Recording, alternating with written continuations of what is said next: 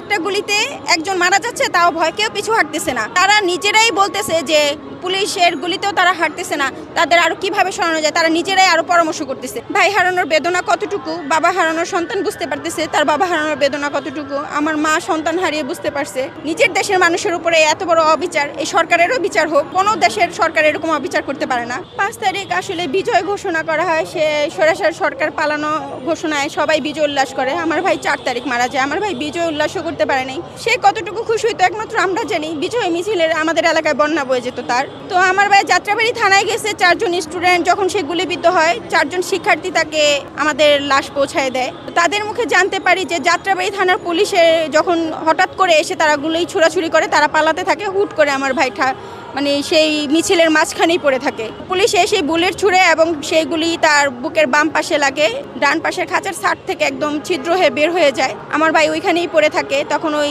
ছাত্ররা উল্টা সেই পুলিশকে পাল্টা ধাওয়া করে আমার ভাইয়ের লাশ টেনে হিঁচড়ে পেছনে নেয়। পরবর্তীতে তাকে ধরে রিকশায় যোগে ঢাকা মেডিকেল নিয়ে যাওয়া হয়। না, এর পরবর্তীতে আসলে কোনো পুলিশের হয়রানির শিকার হয়নি, কারণ এরপর থেকে তো পুলিশ পলাতক। যাত্রাবাড়ি থানার 5 তারিখেও অনেক মানুষ মারা যায়, কারণ তারা সকালেও আক্রমণ চালায় জনসাধারণের উপরে।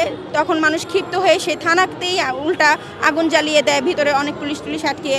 তখন তারা ভিতর থেকে অনেক ফায়ারিং করে, ওই আশেপাশে তখনও অনেক মানুষ মারা যায়। আমাদের এলাকার আরও বেশ কয়েকজন ওই 5 তারিখে মারা যান সেই থানার পুলিশের গুলিতে। আরও আমাদের চাওয়া শহীদদের ভাইয়ের মর্যাদা অনেক অনেক স্তরে, অনেক উচ্চতর স্তরে। তো সেখানে আমাদের অনেক শিক্ষার্থী ভাইয়ের সাথে সাথে অনেক কর্মজীবী ভাই আছে, আমার ভাইয়ের মতো অনেক ভাই আছে, তাদের তদন্ত করে শহীদি মর্যাদা দেওয়া হোক। নিজের দেশের মানুষের উপরে এত বড় অবিচার, এই সরকারেরও বিচার হোক।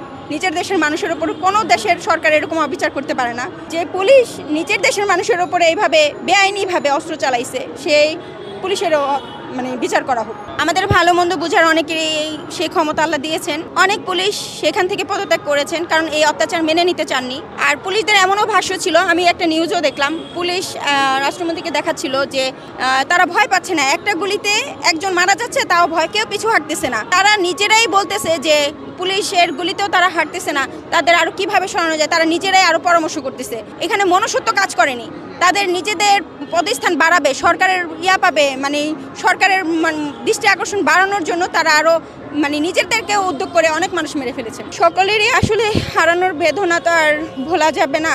পুলিশদেরও তো আত্মীয় স্বজন আছে, তারা করেছে। তারপরেও আমি মনে করি তাদের যোগ্য বিচার হোক, তাদের জনসম্মুখে আনা হোক, সকলের সম্মতি নিয়ে তাদের একটা বিচার হোক।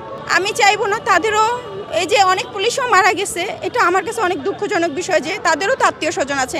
আমরা যেমন আমার ভাই হারিয়ে বুঝতে পারতেছি যে ভাই হারানোর বেদনা কতটুকু, বাবা হারানোর সন্তান বুঝতে পারতেছে তার বাবা হারানোর বেদনা কতটুকু। আমার মা সন্তান হারিয়ে বুঝতে পারছে, তো সেই পুলিশেরও তো আত্মীয় স্বজন আছে। তো আমি চাইবো তাদের সঠিক একটা বিচার হোক, তাদের আইনের আওতায় নিয়ে আসা হোক। আমরা যেন জনসাধারণ হাতে আইন না তুলে নিই। আর পরবর্তী যে পুলিশগুলো নিয়োগ করা হবে অবশ্যই তাদের নীতি ইতিবাচক, তাদের নিষ্ঠা এবং তাদের যথেষ্ট ইতিহাস জাস্টিফাই করেই তাদের নিয়োগ করা হোক। খুব তাড়াহুড়া না করে আমাদের একটা সঠিক বাহিনী তৈরি করা হোক আমাদের দেশের জন্য, যারা আমাদের উপরে আক্রমণ নয়, আমাদের নিরাপত্তায় থাকবে।